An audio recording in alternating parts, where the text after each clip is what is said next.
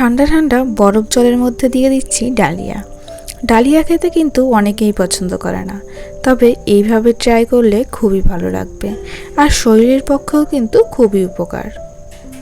তার জন্য প্রথমেই আমি নিয়েছি ডালিয়া।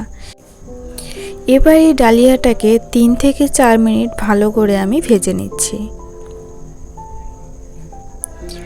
3 থেকে 4 মিনিট যখন ভাজা হয়ে যাবে তখন এই ডালিয়াটাকে আমি একটা বরফ জলের মধ্যে দিয়ে দিচ্ছি।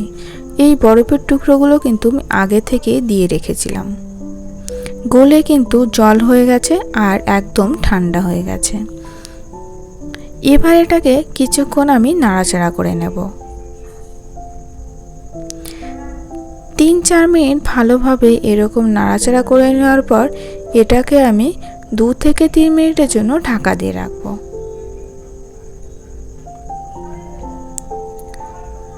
ঢাকা দিয়ে রাখার পরে এটাকে আমি জল ছেঁকে ফেলে দেব।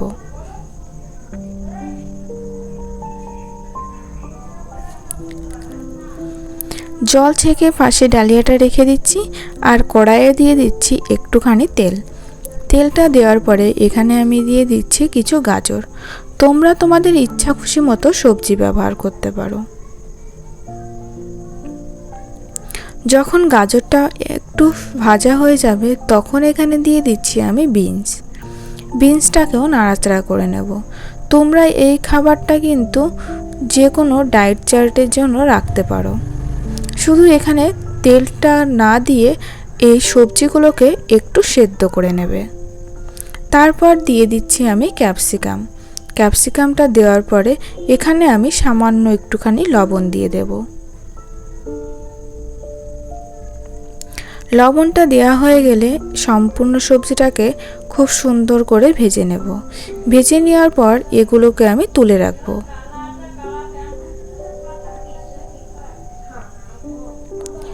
এবার কড়াইয়ে সামান্য যে তেলটা রয়েছে সেখানে দিয়ে দিচ্ছি আমি কিছু লঙ্কাটা দেওয়ার পরে এখানে এবার আমি ডালিয়াগুলো দিয়ে দেব। ডালিয়াগুলো দেওয়ার পরে কিন্তু বেশ ভালো করে ভেজে নিতে হবে। যখন দেখবে খুব সুন্দর একটা ঘেরান বেরোবে তখন এর মধ্যে দেব আমি জল। আচ্ছা, জলটা ঠিক কতটা পরিমাণ দেবে সেটা কিন্তু খুবই গুরুত্বপূর্ণ। আমি এখানে 1 কাপ নিয়েছিলাম ডালিয়া, তার জন্য 2 কাপ জল দিয়েছি। ডালিয়ার এই রেসিপিটা করার সময় কিন্তু জলের পরিমাপটা একদম ঠিকঠাকভাবে রাখতে হবে। তারপর এটাকে কিছুক্ষণ নাড়াচাড়া করে নেওয়ার পরে এর মধ্যে যে সবজিগুলো ভেজে রেখেছিলাম সেই সবজিগুলো দিয়ে দিচ্ছি। সন্ধ্যার সময় হোক কিংবা সকালে যে কোনো টাইমে খেতে কিন্তু খুবই ভালো লাগবে। টিফিনেও কিন্তু নিয়ে যেতে পারো। তারপর এটাকে নাড়াচাড়া করতে থাকবো আর এদিকে আর একটা কড়াই বসিয়ে দিয়ে এর মধ্যে দিয়ে দিচ্ছি 1 চামচ মতো তেল। তারপর দিয়ে দিচ্ছি আমি জিরে ফোড়নটা বেশ খানিকটা যখন ঘ্রাণ বেরোবে তখন এখানে কারি পাতা দিয়ে দিচ্ছি। তোমরা এখানে কারি পাতার বদলে কিন্তু পুদিনা পাতা কিংবা ধনে পাতাও দিতে পারো, তবে এর ফ্লেভারটা কিন্তু এই খাবারটাকে আরও সুস্বাদু করে তোলে।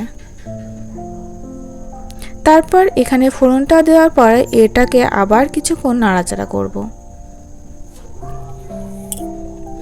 নাড়াচাড়া করে নেওয়ার পরে সামান্য একটুখানি চিনি দিয়ে দিয়েছি।